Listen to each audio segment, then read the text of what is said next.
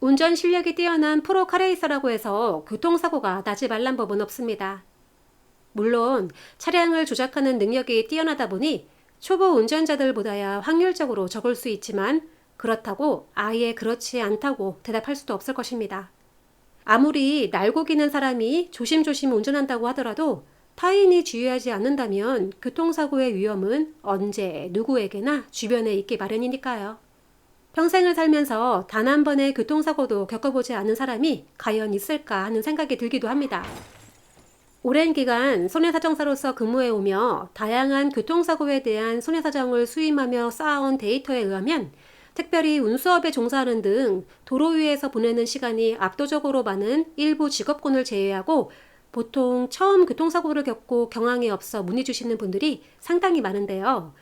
오늘은 어떤 유형의 교통사고에서 손해사정사 상담이 필요한지와 왜 교통사고 손해사정사에게 위임하셔야 하는지에 대해서 설명해드리는 시간을 갖도록 하겠습니다. 여러분, 아직 구독 전이신가요? 구독, 좋아요는 저에게 힘이 됩니다. 하단에 있는 예쁜 하트를 꾹 눌러주세요. 손해사정사는 사고로 인하여 손해가 발생했을 때 그 손해액을 결정하고 보험금을 객관적이고 공정하게 산정하는 업무를 수행하는 직업을 말하고 사고 발생에 관한 정확한 자료를 수집하여 조사, 분석하고 보상 범위를 결정하는 일을 합니다. 또한 정식으로 손해사정을 위임받아 업무를 수행하기 위하여 국가자격 시험에 합격 후 실무수습 과정을 거쳐야만 하는데 금융감독원에서 손해사정사의 등록 여부를 조회할 수 있습니다. 피해자로서 상대해야 하는 보험회사 직원 역시 대부분이 손해사정사이고 일반적인 교통사고 피해자가 자격증 취득을 위해 보험과 손해배상에 대하여 전문적인 지식을 갈고 닦았을 그들을 논리적으로 상대하는 것에는 분명 한계가 있을 것입니다. 그들은 하루에도 수십 명의 교통사고 피해 당사자의 사고보상을 해결하기 위해 손해사정을 하고 있습니다. 손해사정사 자격을 취득하였더라도 경험이 적다면 보상과 직원에게 휘둘리는 경우도 있는데요. 보험 관련 지식이 적은 일반 교통사고 피해자들은 더 말할 것도 없겠습니다.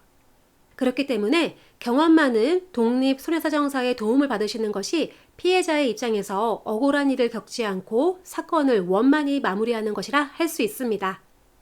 자, 그렇다면 과연 언제 손해사정사 상담이 필요한 것일까요? 피해자의 입장에서 먼저 생각해 본다면 교통사고 상담 후 손해사정사에게 손해사정을 위임했을 때 그에 대한 보수를 지불해야 하기 때문에 반드시 실익을 고려해야 합니다. 교통사고로 피해가 앞서 언급한 전치 2주의 염자나 타박상에 그친 경우에는 보험회사에서 지급할 손해배상액의 항목에 휴업손해와 향후치료비, 위자료 정도만이 산정되기 때문에 특별히 분쟁의 요소라고 할 것이 없습니다. 따라서 전치 2주의 피해를 입으신 분들은 오히려 독립 손해사정사에게 손해사정을 위임하시면 오히려 손해라고 느낄 수 있을 정도로 만족스럽지 못한 결과로 마무리될 수 있는 것입니다.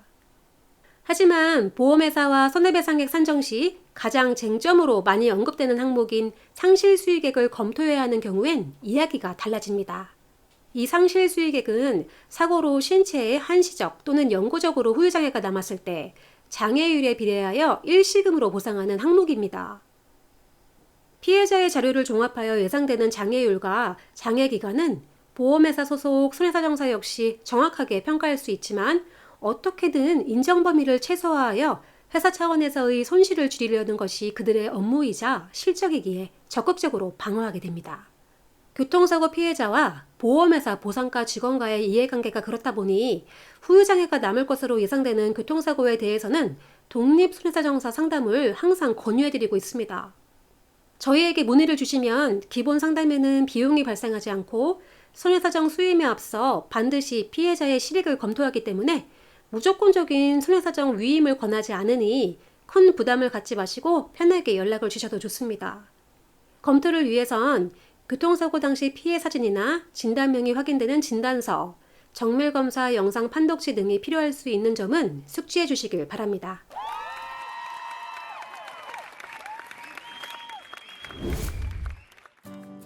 오늘은 이렇게 교통사고 손해사정사가 필요한 경우와 손해사정사 상담이 어떤 방식으로 진행되는지 짧게 알아보았습니다.